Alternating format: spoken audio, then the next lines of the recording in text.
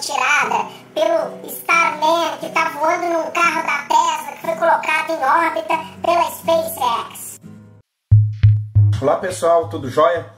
Para responder a pergunta de hoje, que é: por que as estrelas sumiram nas imagens que foram feitas pelo Starman lá no carro da Tesla, que foi mandado para o espaço pela SpaceX na semana passada, feito que deu um rebuliço mundial, tanto no sentido positivo das pessoas ficarem entusiasmadas e acreditarem que a gente está vivendo numa época maravilhosa em termos de descobertas e feitos científicos, quanto também dos conspiracionistas que acham que tudo aquilo foi uma grande mentira e a qualquer custo estão querendo achar uma desculpa para dizer que aquela foto e aquelas imagens foram falsas, certo? Pois bem, hoje eu conto aqui com a ajuda do meu amigo, quero apresentar para vocês o meu Pinóquio. Eu rebatizei ele de Flat Earther, ou seja, ele vai estar aqui me ajudando a mostrar, a fazer esse experimento para vocês hoje, não é isso? Dá um oi pra galera.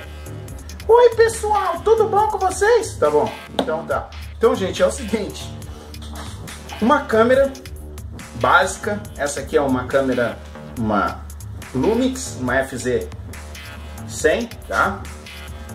Ela não é uma câmera profissional, mas ela é semi-profissional e ela conta com ajuste manual. Eu posso regular a exposição dela manualmente. Vou falar de 3 coisas que compõem o ajuste da exposição. O que é a exposição? A exposição é uma série de ajustes que você faz na sua máquina, na verdade um conjunto de 3 ajustes básicos, eu vou explicar cada um deles, né?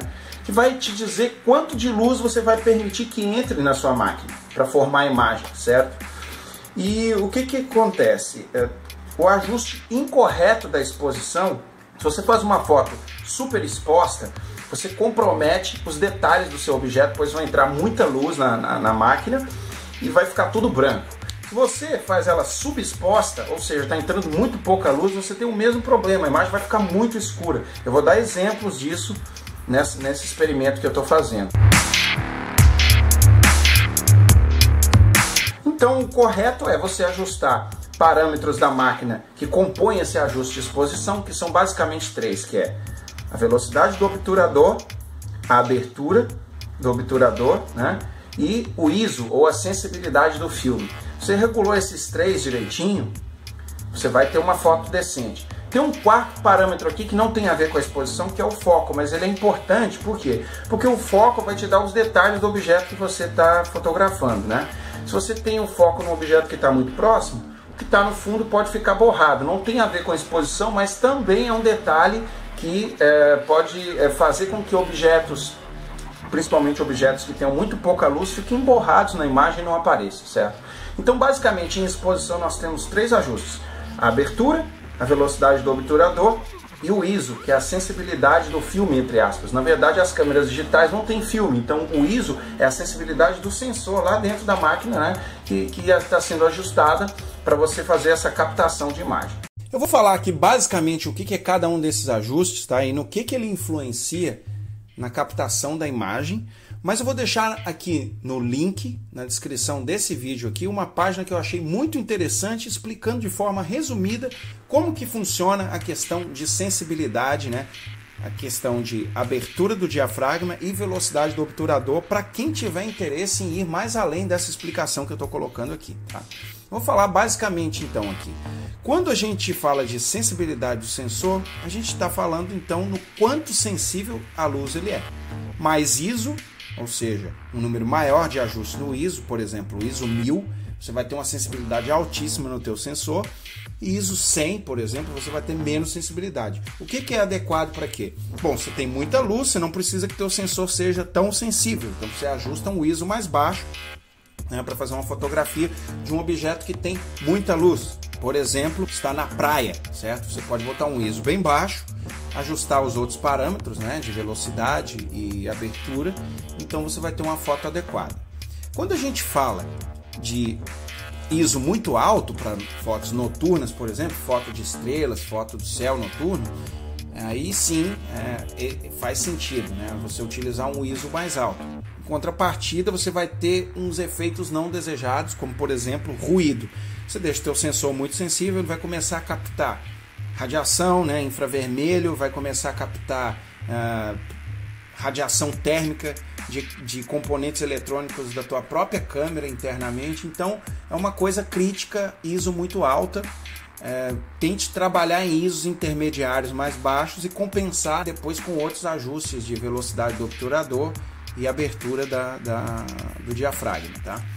Falando de abertura do diafragma, o que é o diafragma? O diafragma é como se fosse uma porta que deixa passar mais ou menos luz para o interior da sua câmera, tá? A abertura do diafragma ela é descrita por um número fracionário, né? F/2, F/2.8, F/22, que é basicamente uma fração de abertura da sua lente, certo?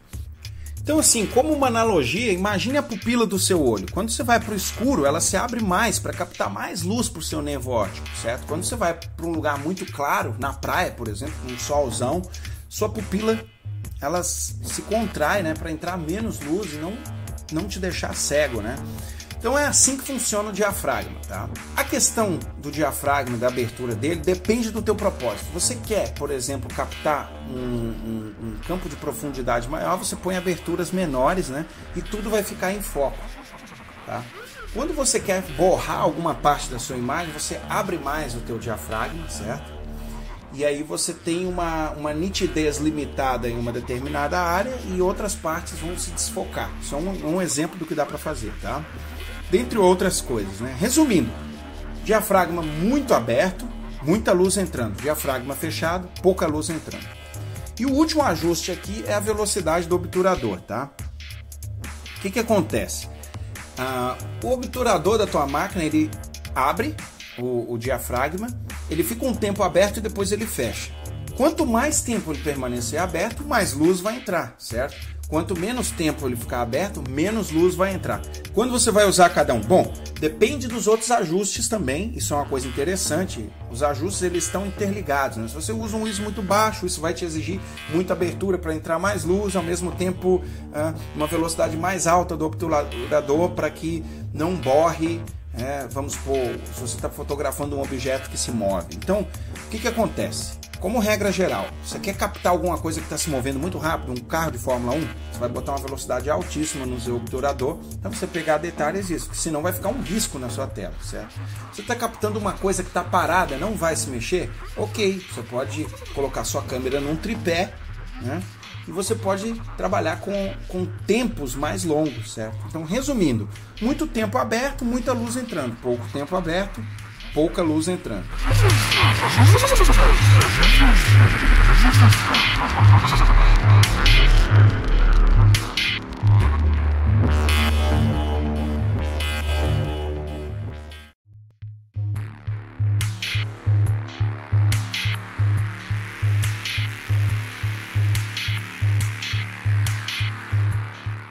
O experimento vai consistir do seguinte: eu tenho aqui um tripé, certo? E uma câmera que está apontada para o teto, ok? Aqui embaixo eu vou colocar esse laser, certo? Que é um laser de colimador para telescópio. Vou colocar ele aqui e vou projetar um ponto lá no teto. Esse ponto, eu vou ligar aqui para vocês verem. Esse laser ele é bem forte, né? E claro que eu não vou usar com essa intensidade toda, porque a estrela não aparece assim, né, com toda essa intensidade no nosso céu noturno.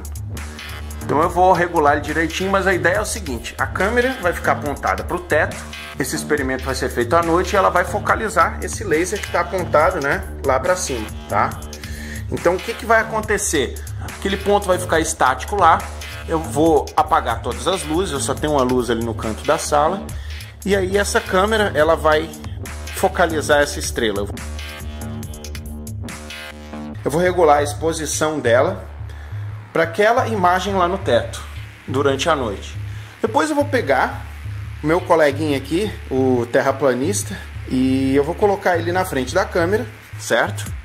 Mantendo a regulagem para aquela estrela lá em cima, eu vou bater uma foto dele e vocês vão ver o que vai acontecer com a imagem.